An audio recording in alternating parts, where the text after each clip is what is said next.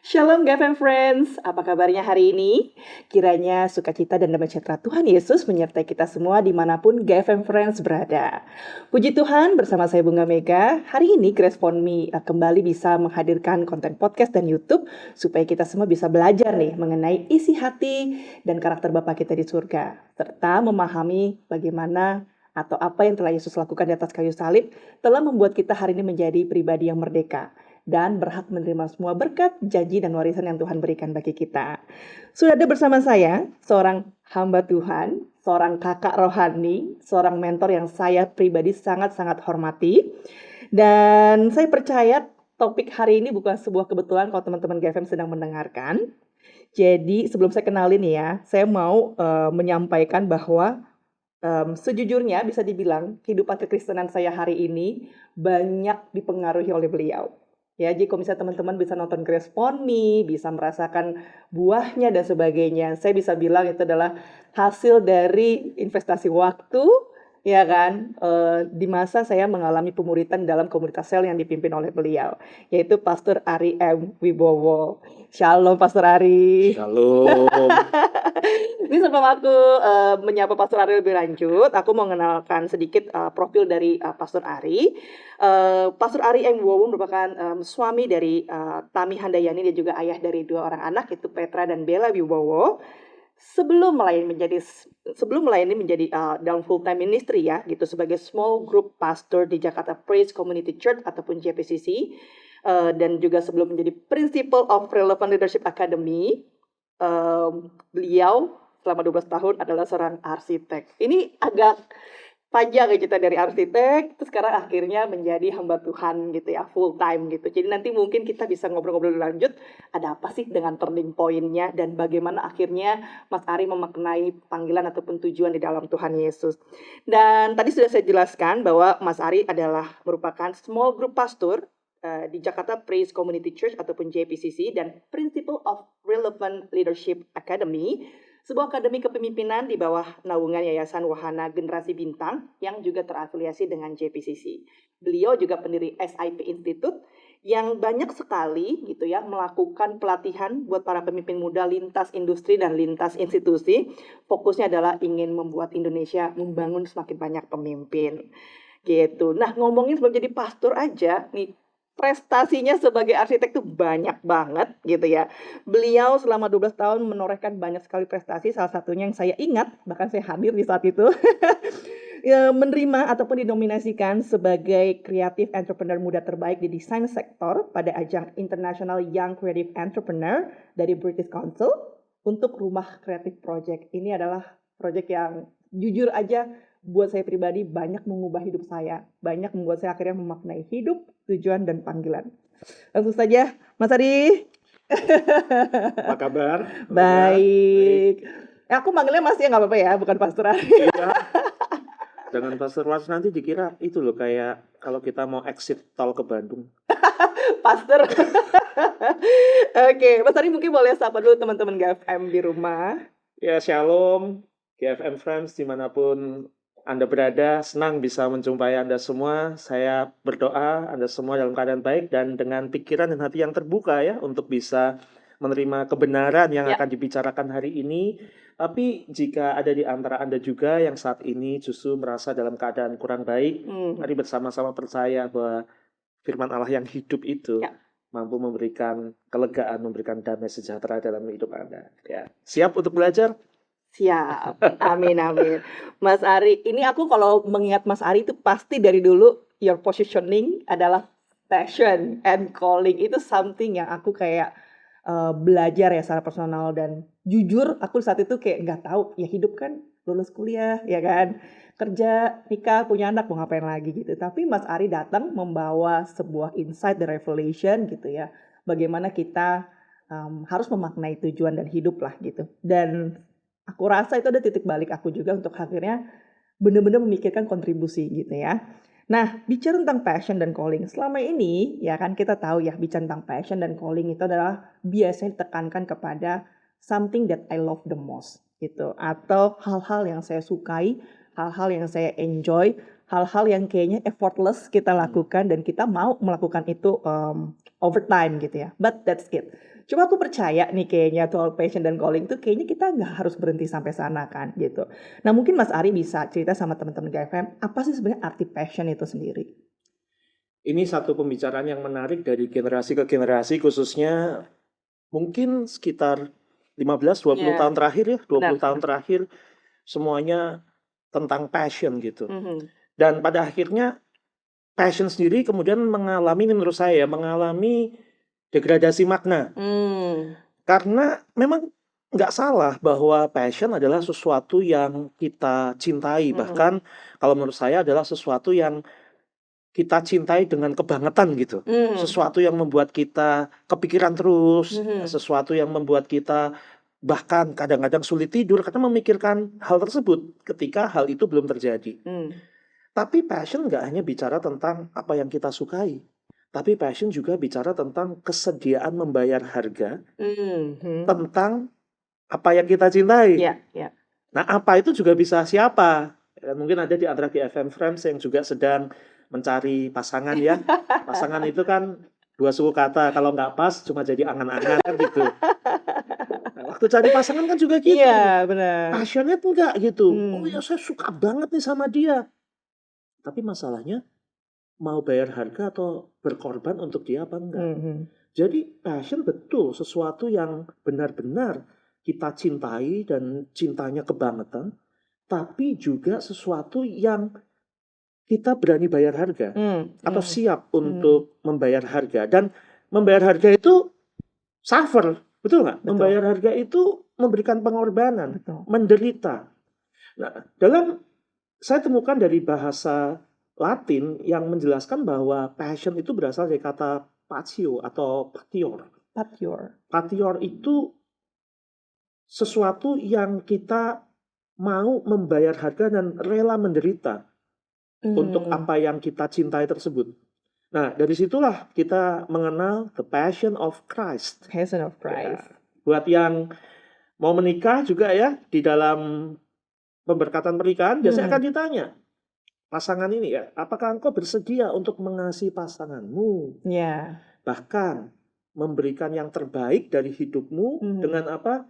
Rela berkorban, rela menderita, bahkan rela mati untuk dia. Nah, makanya sebelum buru-buru bilang yes I do, dipikirin baik-baik ya kan? Iya, betul. Nah, itu adalah arti dari kata passion yang diteladankan oleh Kristus sendiri ya, di dalam karya penebusannya. Wah ini passion of the Christ ya. Ini the next level kita ngomongin passion and calling gitu. Tapi sebelum ke sana ya, aku sendiri mau nanya sih sebenarnya.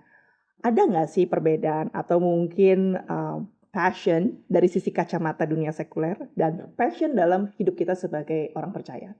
Bedanya cuma, ya bahasanya cuma, tapi implikasinya sangat luar biasa, berbeda kedalamannya.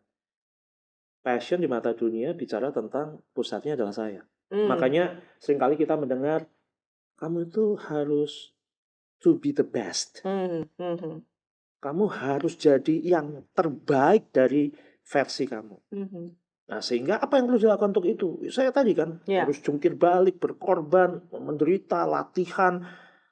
Tapi masalahnya ini semua untuk kemuliaannya siapa? Jadi kalau kemudian dengan penderitaan, pengorbanan yang saya lakukan untuk menjadi yang terbaik dari diri saya, yang dimuliakan itu siapa? Nah, kalau passion di Alkitab seperti yang sudah dicontohkan oleh Kristus, itu jelas pusatnya berbeda. Pusatnya bukan diri saya, tapi pusatnya adalah Kristus sendiri, Tuhan Yesus sendiri. Jadi salah nggak saya habis-habisan latihan untuk menjadi yang terbaik dari diri saya? Enggak salah, memang itu tanggung jawab yang harus dilakukan. Tetapi selama kita melakukan itu, pusat dari apa yang kita kerjakan itu siapa? Saya ini melakukan ini semua supaya atau karena, ini yang seringkali supaya atau karena. Itu seringkali yang jadi framework yang saya pegang dalam hidup saya. Saya habis-habisan melakukan ini sebagai bentuk tanggung jawab saya, mengeluarkan yang terbaik dari diri saya, itu supaya saya diberkati lebih, supaya saya mendapat kasih karunia lebih, supaya saya mendapatkan pujian Ya. lebih, prestasi lebih, berkat yang lebih, atau saya melakukan ini karena grace yang datang dari anugerah kasih karunia Tuhan itu sendiri, yang datang dari kasih Tuhan sendiri dalam hidup saya. Maka tanggung jawab yang saya kerjakan Ya. untuk menjadi yang terbaik dari diri saya itu adalah karena itu.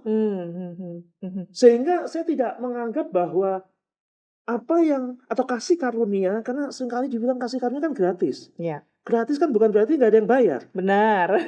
Kita menerimanya gratis, Betul. tapi ya itu asal kata Ya, grace kan, ya. gracia. Tapi kita menerima gracia itu karena ada pribadi yang membayar harganya dan tidak ada satupun yang bisa membayar itu. Nah, bayangkan kalau kemudian kita ini dibayar dengan kasih karunia yang begitu mahalnya sampai Kristus sendiri mengorbankan darah dan nyawanya. Terus saya anggap itu cuma privilege dalam hidup saya. Dan kemudian saya ya udah, oke. Dan kemudian saya mengabuse grace atau kasih karunia itu dengan tidak melakukan tanggung jawab saya untuk menjadi versi yang terbaik dari diri saya. Nah, versi yang terbaik dari diri saya, pusatnya bisa saya, pusatnya bisa Kristus. Ya. Bedanya cuma dia apa? Supaya dan karena. Betul. Kalau saya melakukan ini supaya saya diberkati lebih, ya maka saya melakukan usaha saya ini untuk mengejar kasih karunia itu. Ya, kasih karunia itu kan sudah Benar. diterima. Yes. Grace itu kan sudah diterima. Ya, ya. Kenapa mesti dikejar lagi? Justru karena kita sudah menerimanya, maka saya harus melakukan tanggung jawab saya menjadi yang terbaik dari diri saya, tetapi bukan seperti apa yang menjadi versi kehendak saya, tapi menjadi versi seperti kehendaknya Tuhan. Makanya dibilang menjadi semakin serupa dengan Kristus, dan itu adalah sebuah proses yang progresif. Wow, oke. Wah, ini menarik ya. Aku menggarisbawahi tentang supaya dan karena sebenarnya ngomongin passion, versi yang kita tahu atau digadang-gadangkan gitu ya di sosial media sama passion sebagai kita adalah anak-anak kesayangan Tuhan Yesus, itu setipis motivasi. Ya kan? Iya. Motivasinya yang sebenarnya menjadi sebuah pembeda gitu kan, supaya atau karena gitu. Dan kita percaya kalau kita sudah terima kasih karunia Tuhan gitu ya, grace itu sudah datang dalam hidup kita, hasilnya itu juga kayak effortlessly ya kalau kita nyebutnya ya, itu akan keluar dan akhirnya nggak bukannya membuat kita jadi orang yang tidak mau bertanggung jawab, tapi kita melakukan gitu ya dengan ada tanggung jawabnya. Iya, dan penderitaan itu betul, namanya menderita kan sakit ya. Nggak ada yang menderita nggak sakit gitu ya. Iya. Tapi penderitaan atau kesengsaraan itu memiliki sebuah tujuan yang sangat jelas. Bahwa ini semua adalah karena saya bersyukur dan saya menghormati. Tadi kan karena kasih karunia tadi. Dan kemudian saya melakukan ini semua supaya apa? Supaya apa yang menjadi kehendak Tuhan di dalam dan melalui kehidupan saya itu bisa tergenapi. Melalui apa yang saya kerjakan sehari-hari. Jadi bukan lagi kepada saya. Karena kalau passion cuma diartikan dengan tadi ya kata suka atau sekedar mencintai apa yang saya kerjakan, ini jadi kentang banget gitu. Iya. Akhirnya kan gini, follow your passion. Loh, sebentar. Kalau saya punya tanggung jawab untuk melakukan apa yang pada saat ini sebetulnya saya nggak passionate, sebetulnya saya nggak suka. Dan tapi itu tanggung jawab yang harus saya kerjakan. Terus atas nama follow your passion, terus oh sorry ya, saya tinggalkan pekerjaan ini. Nah, nggak heran ada beberapa ya teman-teman yang masih muda yang baru kerja yang saya kenal, tuh kerja kok pindah-pindah gitu. Ya kan saya harus mengikuti passion saya. Itu kentang. Ya, jangan lupa ya dibilang passion itu kalau misalnya untuk menjadi sesuatu ada proses gitu ya. You cannot cut proses sih gitu. Jadi kayak hal-hal tersebut nggak ada shortcutnya gitu ya. Iya. Nah, satu lagi Mbak. Bedanya kalau pusatnya diri sendiri, menderitanya itu jadi nggak enjoy. Exactly. That's why makanya jadi kayak kita ngomongin passion, aduh saya nggak suka lagi nih, kayak ngeliatin segala macam. Because tadi ya gitu, pemahaman tentang passion ataupun ingin kita bayar harganya based dengan kekuatan kita pribadi. Iya. Karena enjoy itu kan bukan sesuatu yang ditentukan oleh faktor eksternal. Itu namanya happy atau happiness. Saya Apa berbahagia aja? karena apa? Karena Mhm. lagi punya uang banyak. Mhm. Saya berbahagia karena apa? Karena ya lagi sehat. Mhm. Saya berbahagia karena apa? Karena semua baik-baik aja. Saya berbahagia karena apa? Lagi dapat promosi dan sebagainya. Mhm. Itu happiness. Mhm. Tapi ketika kita bicara tentang enjoy, nah ini saya belum temukan. Mungkin kalau GFM Friends ada yang bisa menemukan Mhm. atau membuktikan asal katanya, mungkin Ya, ya bisa dikasih tahu ya. ya. Tapi saya cuma berandai-andai saja atau saya interpretasi saya sendiri. Kenapa disebut enjoy? Enjoy. And Mhm. itu kan in di dalam kan. Mmm. Joy itu kan sebuah sukacita. Mhm. Sukacita yang apa? Yang ada di dalam dan tidak ditentukan faktor dari luar. Ya, Karena yang ditentukan dari luar itu tadi happiness. ya. Jadi enjoy itu saya bisa menderita, saya bisa sengsara, tapi saya tetap mengalami joy, tetap Mhm. mengalami sukacita. Mhm. Bukan berarti kemudian pada waktu menderita atau kehilangan seseorang yang Ya, kita kasihi terus jangan nangis, nggak boleh. Bukan itu maksudnya. ya, Itu ya, itu ya. cuma happy or sad gitu. Iya, iya. Tapi joy itu bicara soal sekalipun kita menangis, Mhm. sekalipun kita merasa seolah-olah aduh hidup tuh kok sengsara banget.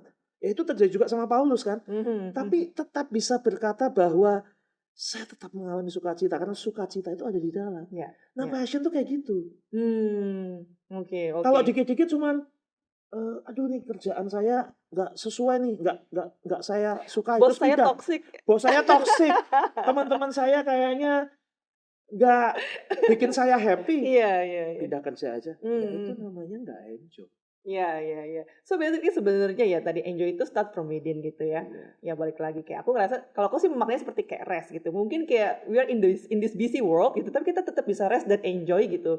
Karena buat aku tadi ya kita di dalam kasih karunia Tuhan ya ada guarantee gitu loh ya. Ada guarantee bahwa ketika kita memasang cook ya kan terasa terasa ringan dan nyaman gitu ya. Bukan berarti hidupnya kayak baik-baik aja tidak ada konflik gitu, tidak apa ya memilih untuk meninggalkan tanggung jawab, hanya menyukai apa yang dia suka dan dia pilih apa yang dia mau aja tanpa melihat secara holistik gitu ya. Ya itu bisa jadi kita degradasi arti ataupun konsep dari passion itu sendiri. betul. Jadi kalau ini untuk tadi ya menggambarkan implementasi dari supaya atau karena tadi, Mhm, mhm. kan yang namanya grace atau kasih karunia itu kan anugerah berdasarkan kedaulatan Tuhan. Mhm, mhm. Bukan kita yang ayo saya merasa berhak ini untuk diberikan kasih karunia enggak. Itu Mhm, semua adalah kedaulatannya Tuhan. mhm.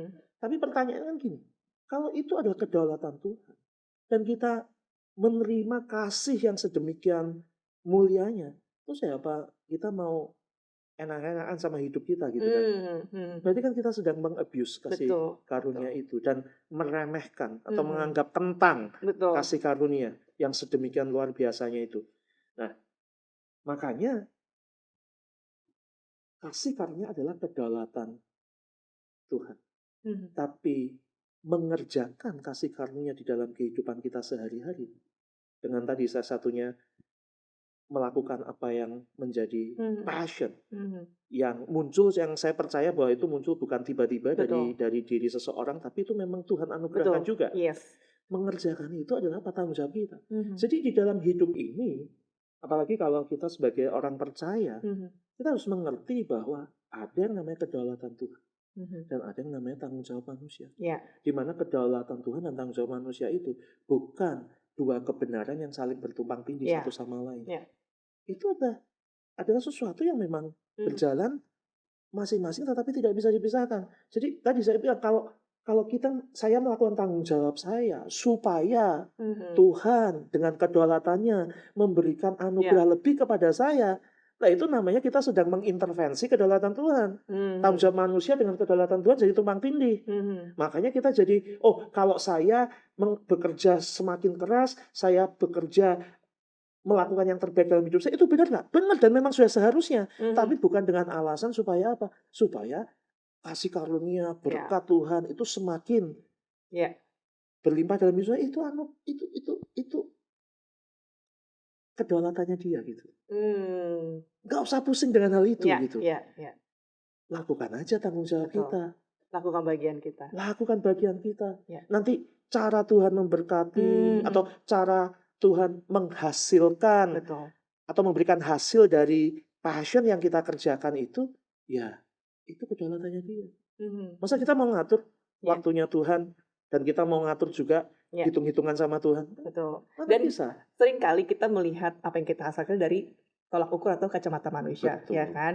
Fame, money, sukses. Padahal beyond that gitu ya, kalau kita ngomong kedaulatan Tuhan memberkati kita atau memberikan apa yang sudah kita kerjakan dengan tangan kita menjadi berbuah Betul, gitu kan, betul. dengan Ini berbagai macam. ya ini GFM Friends Ya. hari ini bisa mendengarkan apa yang kita bicarakan ini. Bukankah itu sebuah anugerah? Bukankah Ya. itu sebuah berkat yang luar biasa? Betul. Karena kita bisa mendengarkan kebenaran. Ya. Dan buat saya dan Mega pun ini juga adalah Iya.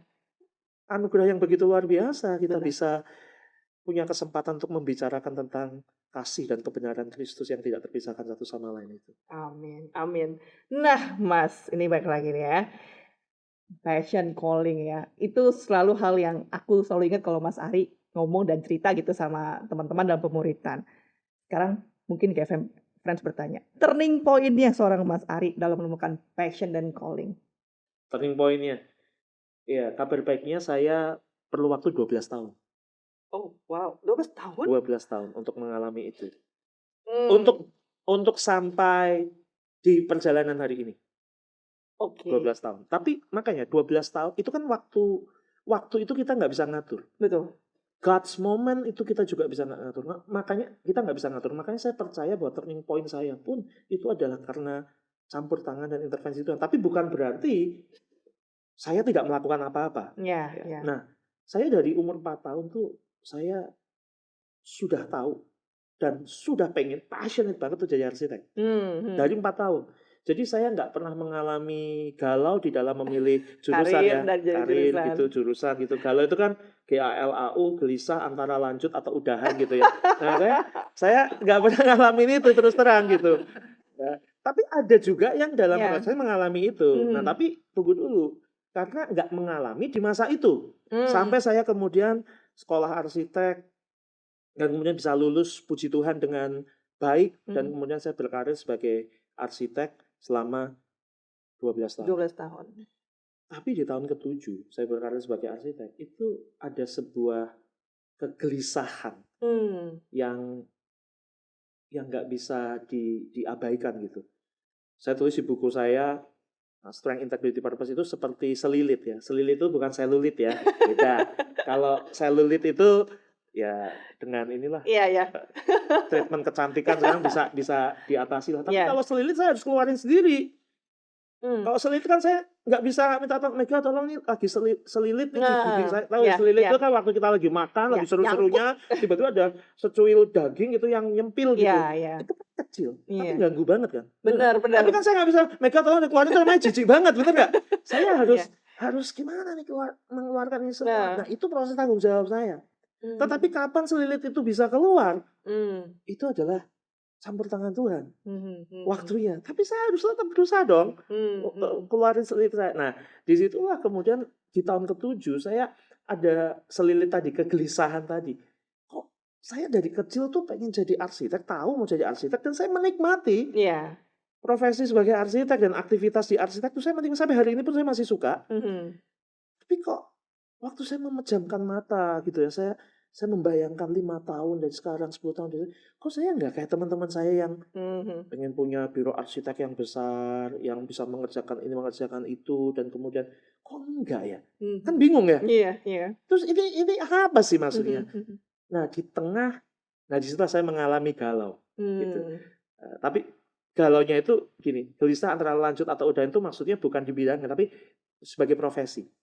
Apakah saya akan meneruskan profesi ini? Saya tidak meragukan passion, cinta saya dan kerelaan saya menderita untuk mengerjakan arsitektur. Karena sampai hari ini saya masih suka, seperti saya katakan tadi. Tapi untuk sebagai profesi, nah ini masuk calling. Kayaknya kok itu bukan panggilan saya ya. Ini kacau banget deh pokoknya. Di tahun ke-7 itu kayak Tuhan tuh lagi mengaduk-aduk semua yang saya mengerti pada saat itu. Nah, sampai kemudian di satu titik saya dipertemukan dengan yang tadi Mega sempat sebutkan, yang kemudian menjadi sebuah proyek namanya Rumah Kreatif. Saya dipertemukan dengan sebuah organisasi namanya KDM atau Kampus Diakonia Modern. Mhm. Itu sebuah organisasi atau sebuah lembaga yang menolong mantan anak-anak jalanan untuk kemudian hidup lebih baik dan mendapatkan pendidikan dan bisa memilih profesinya dengan baik. Nah, dengan cara yang ajaib, ini kalau diceritain soalnya panjang. Iya. Dengan cara yang ajaib, intinya saya dipertemukan Iya. dengan organisasi itu. Sampai kemudian saya berteman baik dengan direktur dari yayasan itu. Nah, suatu ketika dia sedang membutuhkan untuk membangun sebuah unit rumah lagi gitu untuk tempat tinggal anak-anak itu. Nah, karena tahu saya arsitek, dia tanya sama saya tentang hal itu. Langsung saya bilang gini deh, saya mau lakukan ini, kamu jangan bayar saya, tapi saya punya syarat. Syaratnya adalah saya mau bekerja sama berkolaborasi dengan mantan anak-anak jalan yang ada di tempat ini, tapi saya yang pilih. Jadi itu karena waktu itu kan kita masih di Komsel, terus juga di kelas, ada satu kelas ya, kelas pengajaran tentang melayani, tentang kepemimpinan, dan salah satu materi yang kita sampaikan kan adalah tentang strength, di mana bagian dari strength adalah passion tadi kan. Nah, di situ saya mencoba, ini kan jadi kayak laboratorium saya gitu. Jadi singkat cerita ada 7 mantan anak ini. 7 juga bukan karena magic number atau karena apa-apa sebenarnya. 12 kayak murid Yesus gitu kan. Enggak sanggup 12. 7 aja repotnya minta ampun gitu kan. Nah, 7 ini tapi akhirnya ada yang coba gini, kamu jadi project arsitek nemenin saya. Kamu jadi menemani kontraktornya. Dan maksudnya ini kontraktor itu maksudnya bangunan itu dibangun oleh satu ahli bangunan. Yang kemudian dengan sabar mengajari anak-anak itu. Saya di bagian desainnya gitu ya. Terus ada anak yang saya lihat nih dia bagus banget nih kalau melukis dan sebagainya. Kamu jadi dekoratornya deh. Pokoknya dibagi-bagilah tugasnya sampai kemudian menjadi sebuah tim design and build dari rumah kreatif itu. Sampai singkat cerita 1,5 tahun kemudian rumah itu jadi. Disitulah saya merasa bahwa ini bukan mereka loh yang sebetulnya ditolong, saya yang ditolong. Karena di dalam proses 1,5 tahun itu, saya betul-betul, ini saya mau nangis nih kalau cerita ini, saya betul-betul mengalami bagaimana kasih karunia Tuhan itu nyata. Jadi dia bukan hanya menganugerahkan keselamatan kepada saya, melalui kasihnya, tapi dia juga menuntun saya untuk step by step. Jadi bukan sesuatu yang rush gitu ya. Sangat progresif. Saya dituntun. Saya jadi ingat seperti Mazmur 23 ya. Dia itu menuntun. Dia bukan Tuhan yang menuntut. Dia Tuhan yang menuntun. Waktu saya bingung, waktu saya sebenarnya ini arah hidup saya kemana sih? Dia tuntun. Setahap demi setahap berdasarkan tahapan pengertian saya pada saat itu. Dia tidak memberikan lebih dan tidak memberikan kurang. Amin. Dan pada saat itulah saya kemudian mengalami sebuah transformasi ya di dalam pemikiran saya dan ini. Nah dari situlah kemudian saya bergerak dari arsitektur kemudian masuk ke dunia training, pendidikan, khususnya di dalam hal kepemimpinan. Nah sampai saat ini kemudian waktu itu nggak kepikiran jadi pendeta segala macam. Itu terus terang tidak pernah ada di dalam rencana hidup saya. Tidak pernah saya tuliskan menjadi impian saya dan sebagainya. Tapi itu murni karena Tuhan yang panggil ya sudah. Saya nggak bisa lari dari panggilan itu. Tapi kemudian kalau kita flashback gitu ya, melihat rekam jejak saya, semua itu betul-betul step by step. Dan tidak ada satupun yang tidak berguna. Karena waktu saya mau masuk ke dunia pendidikan atau training pun, itu kan juga saya nggak punya background pendidikan, sarjana pendidikan. Nah, pendekatan saya dengan cara arsitektur. Fondasinya dulu disiapin, pilarnya apa, kemudian atapnya apa. Itu cara saya membangun kurikulum dan membangun modul-modul pengajaran. Ya sampai kemudian semakin diperlengkapi, dan kemudian ternyata itu bukan akhir dari panggilan hidup saya. Dan Tuhan kemudian memanggil saya untuk melayani seperti yang hari ini. Saya tuh terus terang dulu setelah tidak berprofesi sebagai arsitek, kalau ditanya, kamu pengen jadi apa? Saya tuh pengen jadi menteri pendidikan. Betul, saya bilang, pendeta nggak pernah ada kesebut dalam pembicaraan itu. Saya mau jadi menteri pendidikan. Kenapa? Karena saya itu gedek banget. Gedek tuh apa? Iya, kesel, Kesel gitu, mangkal. mantol gitu ya. Saya punya kegelisahan yang begitu luar biasa terhadap sistem Iya. pendidikan pada saat itu gitu loh. Yang semuanya didikte, semua diajarin satu arah. Iya. Kita nggak dibangun critical thinkingnya. Iya. Kita nggak pernah diajak atau dituntun tadi untuk lihat purpose kita apa, panggilan kita apa. Pokoknya terima aja telan gitu. Iya. Nah, jadi waktu masuk ke situ saya ada kegelisahan itu. Wah, kalau saya jadi menteri pendidikan nggak bisa begini nih gitu ya. Dan saya berpikir bahwa saya bisa berkontribusi terbaik di area itu. Cuma terus waktu Tuhan manggil saya untuk jadi gembala, jadi pendeta, saya cuma mikir gini, kalau saya ngotot mencoba jadi menteri pendidikan, belum tentu jadi juga. Ada banyak hal yang harus saya lewati kan. Iya, benar. Tapi kalau saya jadi pendeta, saya punya kesempatan, tidak hanya opportunity untuk turut berkontribusi melahirkan begitu banyak menteri pendidikan yang berkualitas, tapi mungkin juga presiden sekalipun. Iya, amin. Dan itu yang kemudian jadi joy dalam hidup saya. Wow. Aku tersentuh banget, Mas. Thank you for sharing gitu. Thank you juga udah nanya. Saya jadi nangis kan. Saya pengen untuk urusan ini. Tapi aku suka sih tadi kalimatnya Mas Hari bilang, Tuhan kita tuh Tuhan yang menuntun bukan menuntut. Dan Dia itu akan step by step sesuai dengan pemahaman kita. Jadi itu yang menurut aku memberikan assurance buat kita ya anak-anak Tuhan bahwa jangan pakai timingnya orang lain. Itu apa yang mereka sudah achieve di certain of age gitu kan. It doesn't mean kita harus follow gitu. Karena balik lagi ya, kalau kita lihat dari sukses usia muda, kayak usia di bawah 30, under 30 gitu, kita akan mudah menjadi feel pressure gitu kan, depresi dan compare gitu. Padahal kalau kita bisa rooted lagi gitu ya di dalam keselamatan kita di balik kasih karunia Tuhan Yesus itu sendiri, kita menikmati setiap step by stepnya dan akhirnya kayak ketika kita flashback semua kepake loh. Ya nggak sih gitu. Jadi kayak 12 tahun Tuhan proses, ya kan? Di area, ingatlah, proses nggak selalu menderita kan? Proses dengan hal yang enjoy, yang disukai untuk sebuah misi yang aku bisa bilang lebih besar daripada apa yang kita pikirkan. Nah, kadang kalau kita sebagai manusia, aku selalu berpikir kita sebenarnya nggak terlalu tahu apa yang kita mau. Ya kan? Betul. Kita mau ini, mau itu, karena kita pikir itu enak buat kita. Gitu. Tapi ketika kita flashback, oh no, I know, kenapa kita nggak dapat itu di sana? Karena Tuhan kasih yang lebih baik gitu. Jadi, selalu ingat GFM Friends ya bahwa Tuhan memberikan pada kita lebih daripada apa yang kita bayangkan, kita pikirkan gitu ya. Jadi kalau kita belum lihat itu sekarang bukan berarti nggak ada. Dan konotasi baik atau ekspektasi tentang baik itu beda loh antara kita sama Tuhan. Kita ini terbatas sekali. Kita terbatas sekali. Kita sulit untuk melihat bahwa menderita itu baik. Tapi di mata Tuhan apakah demikian? Tidak. Menderita adalah kebaikan. Kenapa? Pada saat kamu mengerti ini purpose-nya apa? Apakah ini adalah panggilan Tuhan atau menderita ya karena kamu memang menderita karena kebodohanmu, itu adalah yang berbeda. Tetapi seandainya kita menderita pun karena kebodohan kita, Tuhan bela. Karena dia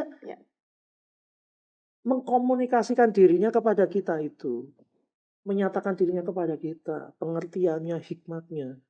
Itu tadi setahap demi setahap. Menurut Yesus saya 3,5 tahun udah kurang apa hidup bersama Yesus, lalu kemudian juga mengalami mujizat. Yesus udah lihat dengan mata kepala, ngalamin sendiri, masih juga nggak ngerti bahwa pemuritannya Yesus atau misinya Yesus itu adalah inklusif untuk semua bangsa. Mereka masih berpikir untuk bangsanya mereka saja, ya kan? Betul. Sampai kemudian Roh Kudus ini yang menyatakan kepada mereka di Kisah Para Rasul kan. Betul. Dan pada akhirnya dari pernyataan itu kan kedaulatan waktunya. Dari pernyataan itu maka mereka kemudian bisa tersebar ke seluruh bangsa. Wah, luar biasa.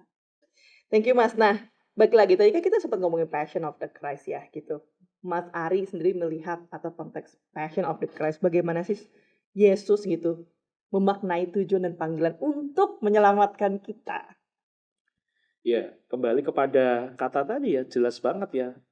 Passion of Christ berarti Yesus sendiri bukan hanya berteori, bukan hanya mengajarkan, tetapi dia meneladankan melalui hidupnya bahwa makna passion itu nggak kentang. Ya. Makna passion itu begitu dalamnya, sehingga dia tunjukkan sendiri, contohkan sendiri melalui pengorbanannya, melalui penderitaannya, melalui kematiannya bahkan gitu. Tapi kemudian kebangkitannya menunjukkan bahwa passion itu nggak sia-sia.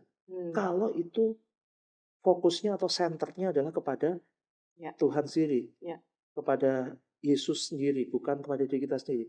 Karena tadi saya tertarik dengan yang Mega bilang, ada beberapa orang mungkin pengen 12 tahun itu terlalu lama, pengen yang kata sukses ya, sukses itu lebih cepat gitu. Tapi betul, Tuhan menuntun setiap langkah-langkah kita.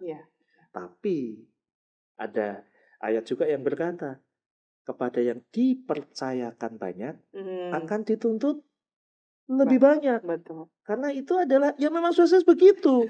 Nah, kalau sukses ibaratnya punya ketenaran, punya uang sudah sangat banyak di usia yang masih 20-an.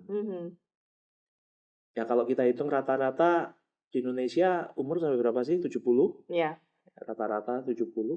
Berarti kalau dia sukses atau dalam pengertian sukses tadi ya, yang dunia katakan sebagai sukses ya, punya uang banyak, punya ketenaran.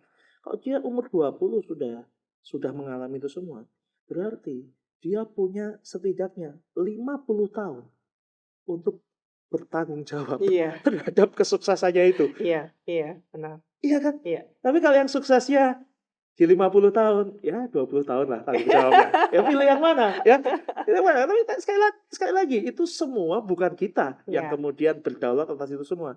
Kita cukup melakukan bagian kita, bertanggung jawab memberikan yang terbaik. Ya, tetapi saya juga ingat Pengkhotbah 3:11 kan berkata, ia membuat segala sesuatu indah pada waktunya. Nah, indah pada waktunya, indah itu di situ sebetulnya dari kata atau diterjemahkan sebagai appropriate. Yahweh, appropriate. Appropriate itu berarti kan ia membuat segala sesuatu sesuai. Pas, cocok pada waktunya. Makanya yang cocoknya, suksesnya di umur 40, umur 20 dikasih sukses. Enggak appropriate, enggak indah buat dia. Nah, lalu dia kata ia membuat segala sesuatu indah pada waktunya, appropriate pada waktunya, sesuai, cocok pada waktunya. Waktunya itu apa? Waktunya itu adalah itu yang di atas ya. Di atas satu kan dia bilang untuk segala sesuatu ada waktunya, ada waktu untuk lahir, ada waktu untuk mati dan lain sebagainya. Jadi ia membuat Tuhan sendiri, kan kedaulatan Tuhan. Ia sendiri yang membuat segala sesuatu appropriate pada musimnya, pada waktunya. Jadi kalau waktu menderita, ya Tuhan sendiri yang akan membuat waktu menderita itu menjadi indah. Makanya tadi kan enjoy, bukan mengejar happiness. Gitu. Tapi kalau waktunya lagi bersukacita, waktunya lagi ketawa-ketawa gitu ya, waktunya lagi berpesta, muka kita sedih terus, ya itu nggak pas. Sama kan, umur 20 sukses. Tapi kalau kapasitasnya dia belum appropriate, itu akan menghancurkan dia. Iya, benar, setuju. Oke. Wah, ini luar biasa kalau ngomong passion and calling itu kayak bisa 2-3 jam ya, bahkan berhari-hari kalau kita ngobrol sama Mas Ari ya, karena emang I feel that itu something yang kayak holy this content Tuhan taruh gitu ya.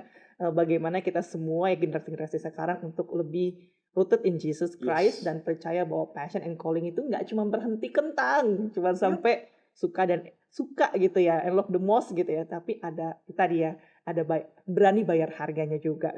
Nah, mungkin nih terakhir Mas, bisa nggak disampaikan pada GFM Friends yang mungkin hari ini gitu ya masih bingung gitu sama hidupnya gitu, atau masih kayak apakah saya sudah menjalankan passion saya, apakah yang tadi saya cuma mau ambil enaknya aja, apakah yang saya lakukan supaya atau karena kan gitu, mungkin boleh nggak menyampaikan 1-2 tips dan trik lah ataupun kata-kata kepada GFM Friends di sana.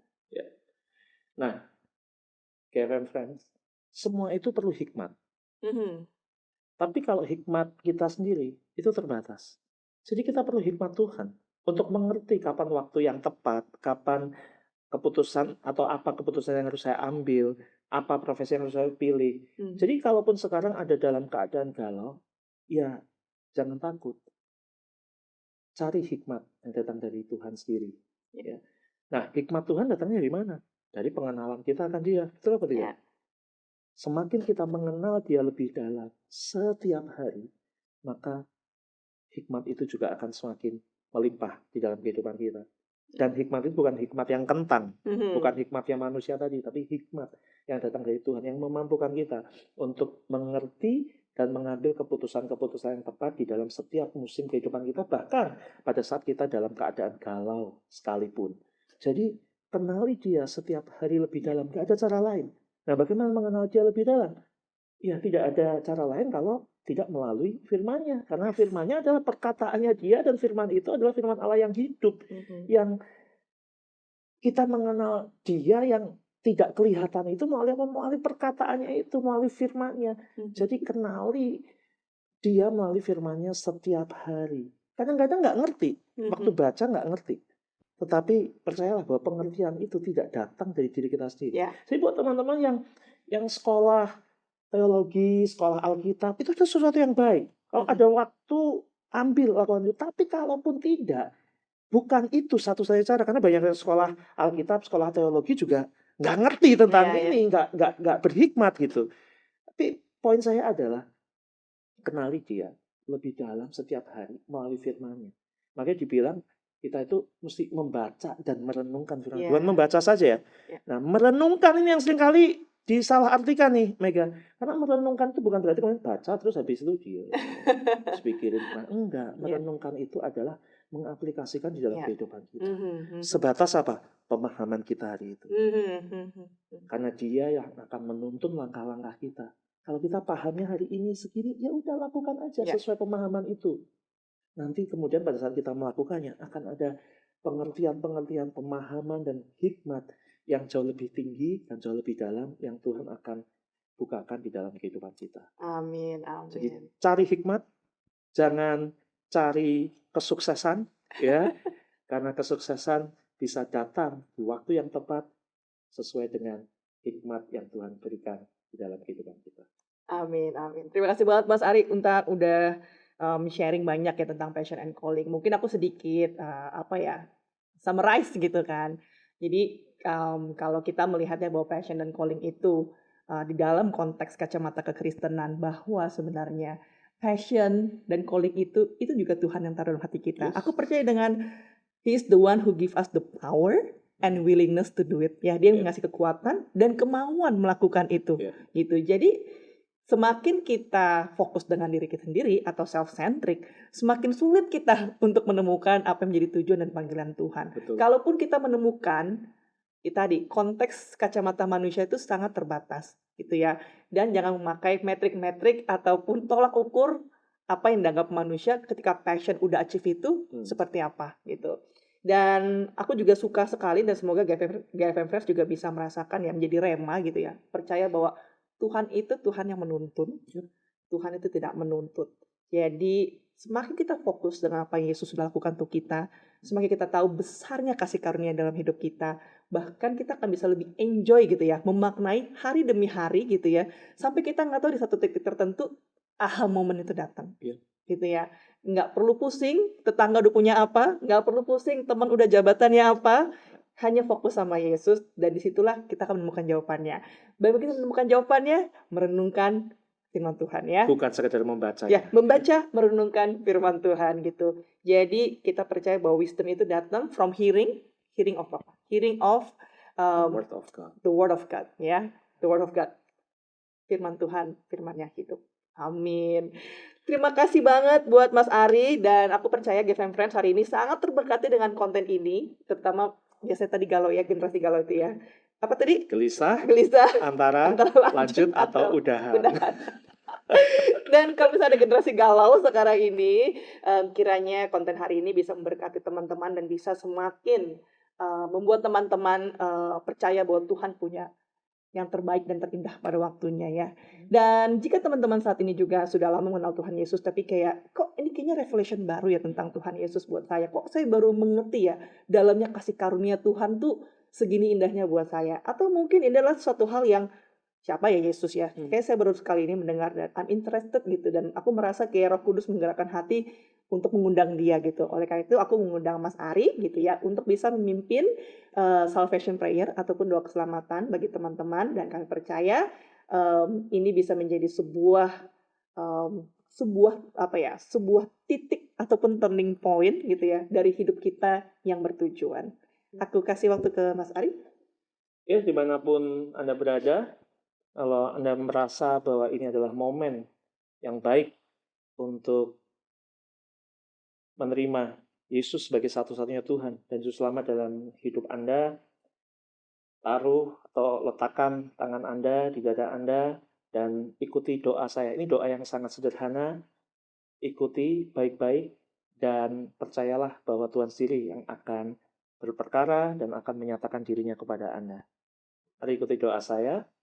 Tuhan Yesus, hari ini aku mengundang Engkau masuk dalam hidupku. Engkau menjadi Bapakku dan aku menjadi anakmu. Hari ini aku mengaku dengan mulutku dan menerima dalam hatiku bahwa Engkau adalah satu-satunya Tuhan dan Juru Selamat dalam hidup. Hidupku tidak sama lagi. Kemanapun kau pergi, bawalah aku pergi. Aku hidup di dalam tujuanmu. Aku hidup di dalam kasih-Mu. Hari ini aku datang dengan apa adanya. Tetapi aku tidak akan bertumbuh apa adanya. Karena aku sekarang menjadi anakmu, menjadi muridmu. Terima kasih untuk kasih karunia ini. Dan ajar aku untuk menghormati kasih karunia ini setiap hari. Di dalam nama Tuhan Yesus. Amin. Amin. Selamat untuk Anda semua yang sudah menyatakan iman saudara dan menerima Yesus dalam kehidupan saudara. Nikmati perjalanan yang menakjubkan bersama dengan Dia. Bukan berarti segala sesuatu berjalan dengan mulus, tetapi sekalipun dalam keadaan menderita, Anda tidak pernah kehilangan sukacita. Karena Amin. Dia ada di dalam hidup Anda. Amin. Congratulations sekali lagi buat KFM Friends yang sudah merespon panggilan Tuhan dan sudah menjadi bagian dalam kerajaan Allah. Ada kabar baik juga, kami dari Grace For Me juga memberikan dukungan berupa pemberian Alkitab gratis. Jadi jika Anda membutuhkan Alkitab gratis, Anda bisa menghubungi kami melalui Instagram kami di graceforme.id dan bisa DM ataupun mengirimkan WhatsApp di bio yang tertera. Dan jangan lupa untuk like, komen, ataupun subscribe gitu ya. Konten podcast dan YouTube graceforme.id. Juga bisa kunjungi website kami di www.graceforme.id. Dan kiranya konten ini terus memberkati. Jangan lupa terus ikut bersama kami mengabarkan tentang Injil kasih karunia dan menyebarkan kepada orang-orang yang Anda kasih supaya hari ini hidup mereka diubahkan oleh Tuhan Yesus Kristus.